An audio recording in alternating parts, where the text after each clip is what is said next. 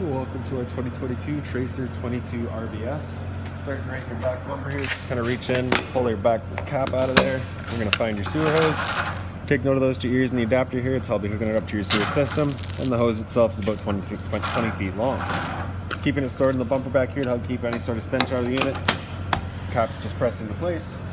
A couple of steps forward, right underneath here, you find the sewer system. That cap, if you just kind of press on it, give it a turn, you can pop it on out of there. You see it's got the same ears on it that your sewer hose had. That'll attach the same way. We're just pressing it in, turning it until it locks. Gray valve on the left, black valve on the right. Black valve controls your black tank. Black tank is filled with your toilet. Of course, it's going to be your dirtiest water. We'll dump that first. Once that's done, you can then come to the gray. Gray tank is going to be filled with your sinks as well as your shower. Typically cleaner. We'll dump that last to help keep that sewer hose as clean as possible. Straight up from there, you'll find your power inlet. Find a little notch in the bottom corner there. Lines up with that notch there. Press those in together, and a little 1/8 turn will lock it into place. Then you get the threaded collar in the back there to really lock it down. Following the cord back, you're going to find a standard 30 amp end there. Most campsites are going to have that. You can just plug straight on in and you're good to go. We do also provide you with a 15 amp adapter, so if you're looking to plug in at home to charge your batteries or run your fridge, you've got the power to do so. Towards the front of the unit, you're going to find some low point drains down here. So the two longer ones there, those are your low point drains. They allow the water system to drain itself out. The purpose of that would be for before winterizing the unit, or if you're leaving for a while, you don't want your water going stale or stagnant, you can just drain it all out beforehand. This one open one, it's the shorter one there, that's your freshwater tank drain. Right back there is a vent for your freshwater tank. So as you're filling that up, once you start seeing water spit out of there, you know that tank is full. Filling up that freshwater tank is right inside the storage compartment here. So you can see on the right side, we get your whole water system. So first thing up top there, you get your little lights, so you can see what you're doing. On the right side, you got a cable and satellite inlet. Coax cables plug into the respective ports, fire up at your TV location. City water connection on the right here. Water hose will plug into there, turn on the water, that'll pressurize the lines throughout the unit. Freshwater tank fills right beside it. The water hose will plug into there, turn on the water, and that fills up your freshwater tank. Up in the top left corner is a solar panel plug-in. So if you're in solar panel, plug right into there, charges your batteries. Battery disconnect switch is in the bottom here. So you can see off to the right there, that's it turned on. With it up, that's it turned off, and then you can pull it straight out of there as well. Your exterior shower is right in the middle here, so you kind of got those two little ear spaces there. Those are going to line up with those two ears there. Press those in, little 1/8 turn locks it in, then you get your hot and cold water. Standard garden hose end there, so you can kind of attach whatever you like. Black tank flusher right down on the bottom here, so you may notice over time after having gone and dumped your black tank, your monitor panel is still reading 1/3 or 2/3, whatever it may be. Typically it's just some debris that's hanging inside of the tank between the probes causing that misread. So what you'll do is just take your water hose and plug it into there, turn on the water and open up the black tank, and that'll just flush out that tank for you. In front you'll see your water hose. Inside of that water hose you're going to find your park adapter, so your 30 amp cord into there, 15 to a standard outlet. Up front of the unit, that little black box there with the red light is a little tire pressure monitor sender. You'll have a handheld unit that you'll hold inside of your vehicle. This box right here is your battery box, so your battery is housed inside of there and it is charging as long as you're plugged in through your short cord in the back or your 7-pin to your tow vehicle. Those two knobs there, if you loosen them off, you can push them back, you get access to your propane tanks. For the video, I'll just pull this right off and then I'll show you up front here, you get your little changeover. So it would currently be red, just letting us know we've got no propane in the system. As we open up the tank, it goes green, letting us know we've now got propane there. If it were to go red while you got the tank open, it's just letting you know you no longer have any propane. You'll switch that back off, flip over to the other side, run off of this tank while you get the other one filled. In front you get your power tongue jack, light switch on the left there, up is down, down is up. Other end of your storage compartment. So as you open that up, you'll find these two jacks here. You get this 1 3/4 bit, that would be for your manual override for the tongue jack. And this guy right here would be the manual override for your power stabilizers. Power stabilizers are run off of this switch here. So you get that press the track and extend, press and hold extend, and they'll make their way down. As you can see, they kind of equalize. They don't level the trailer, they just equalize. All they're going to do is stabilize the unit. They're not going to level it. So you want it as level as possible before bringing these down. We'll hear them load up.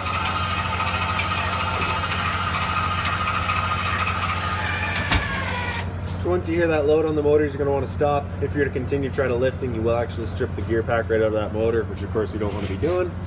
And then up on the front wall here, you do get your little service light there. So up on top is a dual function switch. Off to one side, it's going to have a little 2. That's going to be dual function where it runs off of that motion sensor. Or you can send it over to 1, and that's just on is on. Little leash tie down, so if you got the dog out with you, you can strap them down. Furnace outlets, that's just the exhaust for it, so you just want to make sure it's not blocked off. If you're ever running it, it does get hot. GFI protected outlet, as well as cable and satellite outlets. You can have TV outside. Straight up from there, you'll find your 2 exterior speakers.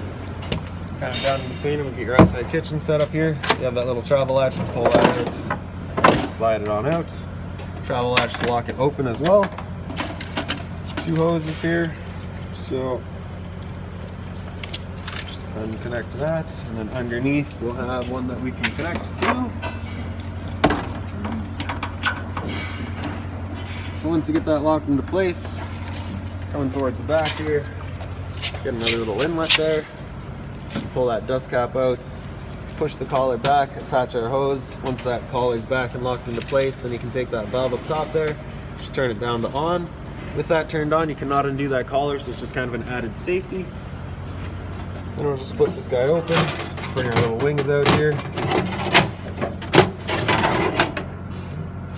Then you're gonna press it in, turn it over to light, hit it with the igniter, and just as it clears all the air out of the propane lines, fire up. There we go. Once you're done, turning them back off, letting it all cool down, folding your wings back in, undo the travel latch, and undo our hose as well. Just like I said, you got to turn off the flow of that propane, then you can disconnect it. And I just like to connect the hose to itself, just ensures that absolutely nothing's going to get inside of there. And we're just storing it back away.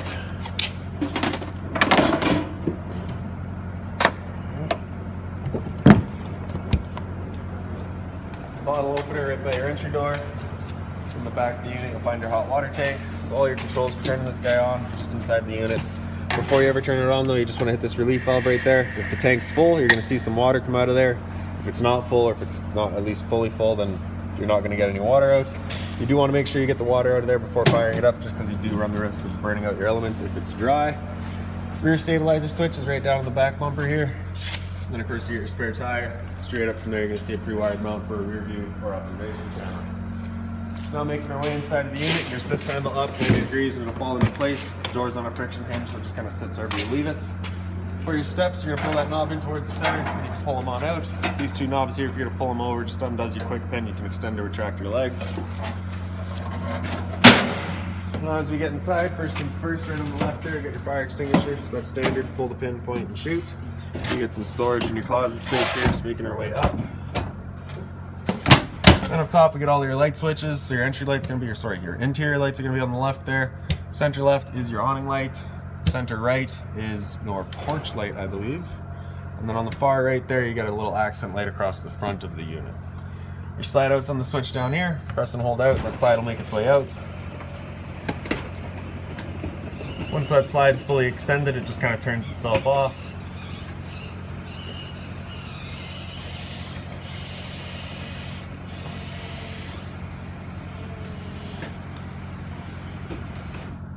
There we go. Your awning's on that bottom left switch. Press and hold out, your awning makes its way out. Once that awning's fully extended, we're going to see a little black flap as well as a black metal tube. Once you see those, you're going to want to stop. If you're to continue extending, it can actually wind itself up backwards, in which case your fabric will be underneath the tube, allowing you to then hold water and accelerating the growth of mold and mildew.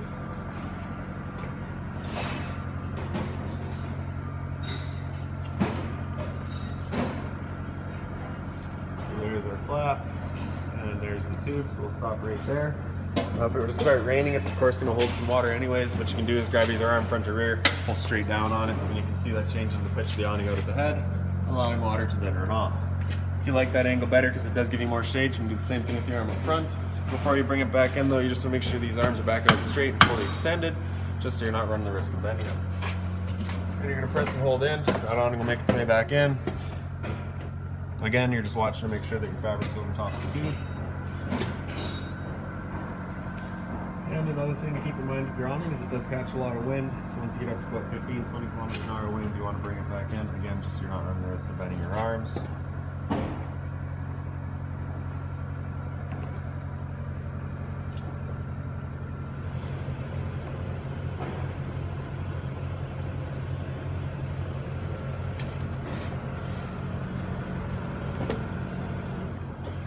So that little sticker there, the Lippert One Control, that's an app that you can download. You can enter your password and your device name, and you can actually connect to a little controller behind all of this that allows you to have full control of that from your phone.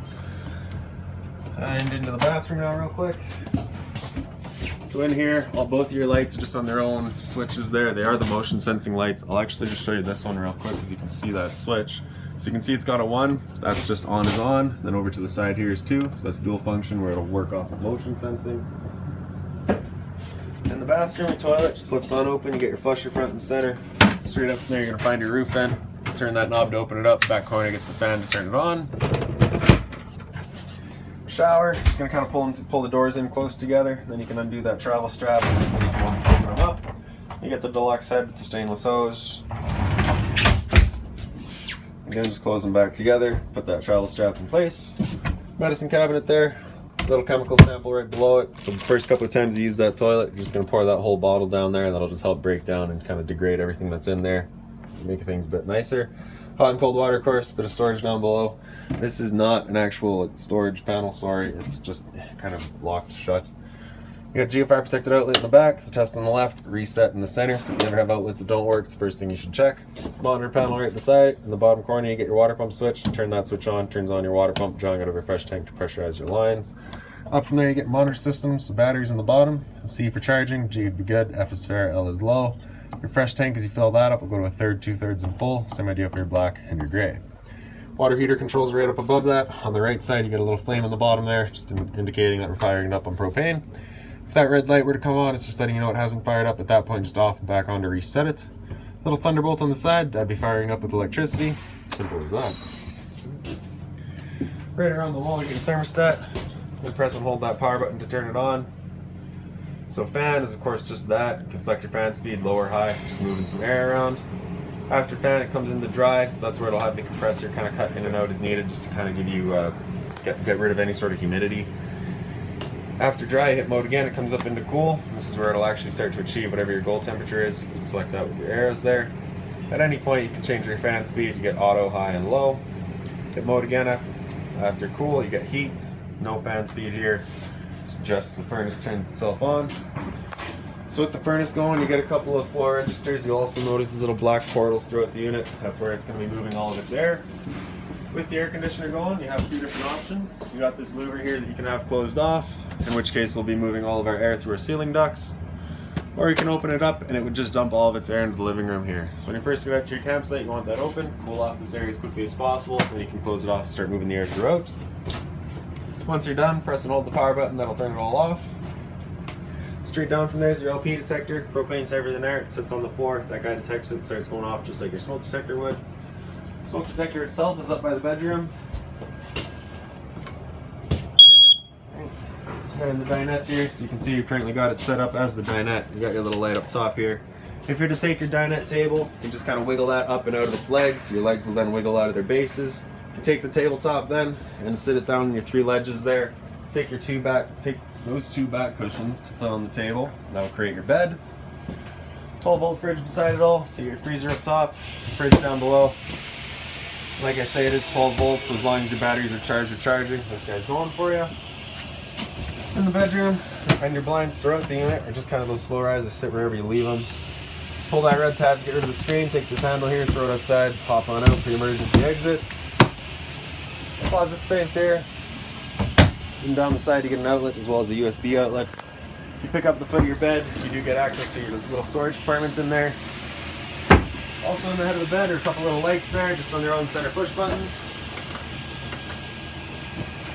You do also get the same closet space over here. Over in this corner, you're going to find the return air for your furnace. So it's just right down there. And straight up from there, there's a pre-wired mount for Wi-Fi. Then in the kitchen, you do get the stainless folding cover, hot and cold water course, as well as the mobile head. A little bit of storage down below it, as well as your drawer space beside it. So this is that handheld monitor for inside of your vehicle for all of your tire pressure monitor sensors. Storage up top as well. A little light down here too. Microwave, standard, just like home. Except hopefully yours opens better. take a look into that as soon as we're done. Below that we get your range vent, so your fan here, as well as that light. Right? Bifold cover on your stove just flips on back.